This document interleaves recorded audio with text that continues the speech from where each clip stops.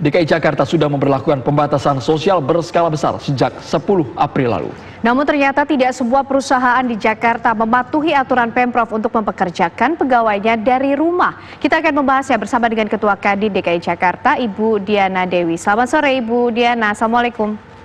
Selamat sore Mbak, Waalaikumsalam. Ya Bu Diana, melihat perusahaan di DKI Jakarta ini masih ada saja Bu yang melanggar aturan PSBB. Seperti apa Bu?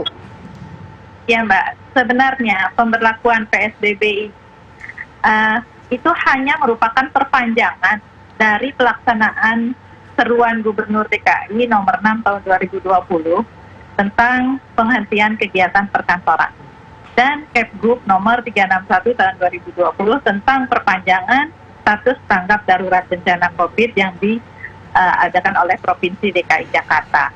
Dan kalau kita lihat sebenarnya data dari Dinas Tenaga Kerja per tanggal 1 April itu sudah lebih dari 2.700-an perusahaan yang mematuhinya.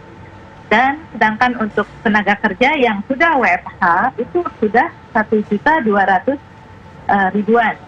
Nah ini sebenarnya yang tadi saya sebutkan bahwa perpanjangan dari WFH.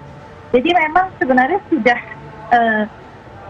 banyak perusahaan yang mematuhi. Cuma di sini kita memang katakan bahwa ada 8 kategori yang dikecualikan. Ini akhirnya melebar, Mbak. Ada yang menyebutkan bahwa saya adalah kebutuhan sehari-hari, sehingga ini harus diperpanjang juga, lebih diperbanyak.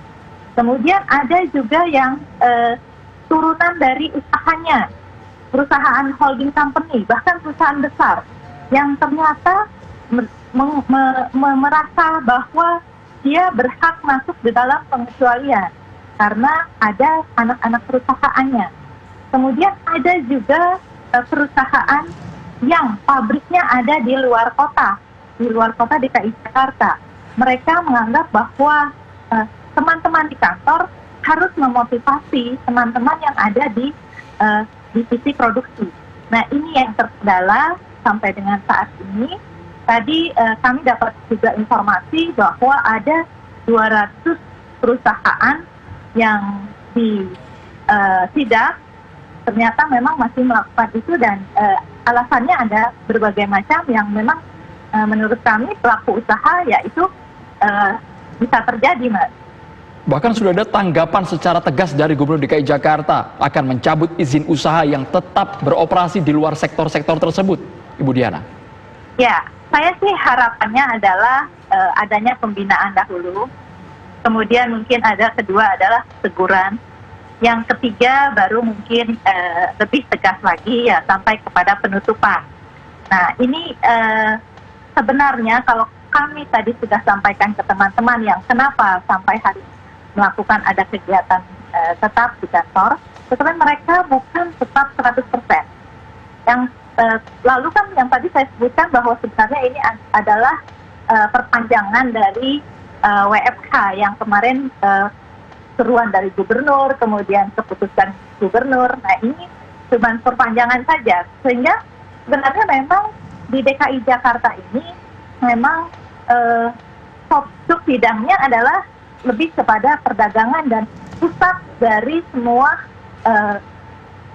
perusahaan-perusahaan yang ada operasionalnya di daerah, begitu.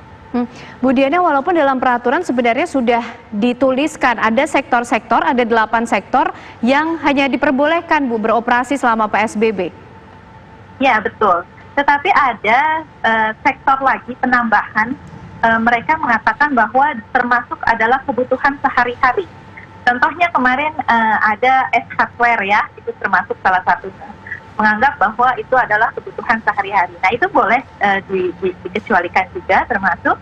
Kemudian pendukungnya, ada perusahaan di sini konstruksi, misalnya yang mana pabrik kaca misalkan. Nah ini ada percepatan pembangunan yang memang harus dilakukan.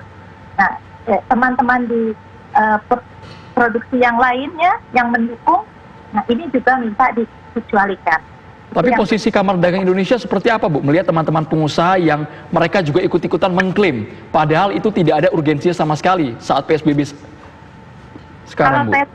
kalau saya lihat memang ada urgensinya. Kalau yang tidak ada urgensinya, kami juga selaku Ketua Kadin menghimbau kepada teman-teman. Karena kalau kita tidak mematuhi PSBB ini, bukan berarti kita terus nanti akan menganggap bahwa tidak mengkhawatirkan tidak efisien efektifnya PSBB, sehingga perekonomian juga tidak akan berjalan dengan baik kalau tidak ada penyelesaian gitu.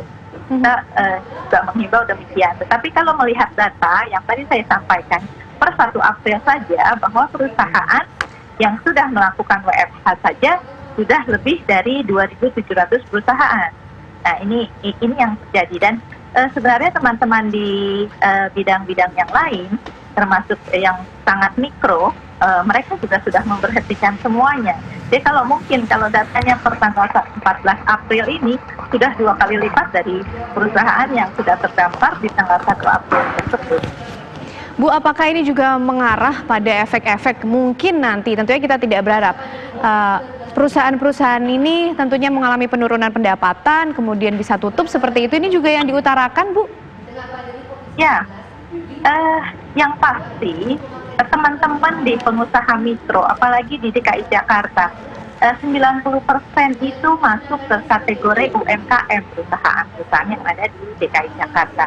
Nah, yang perusahaan mikro ini kan para wirausaha yang walaupun wirausaha mempunyai karyawan di bawah 10 atau 10 sampai 25, mereka ini mempunyai tetap surat izin untuk usaha. Nah, ini yang sekarang sangat-sangat berdampak dan yang sangat memprihatinkan buat kami di Kadin. Ini adalah anggota kami yang paling terbesar. Baik, terima kasih banyak Ketua Kadin DKI Jakarta Ibu Diana Dewi atas informasinya.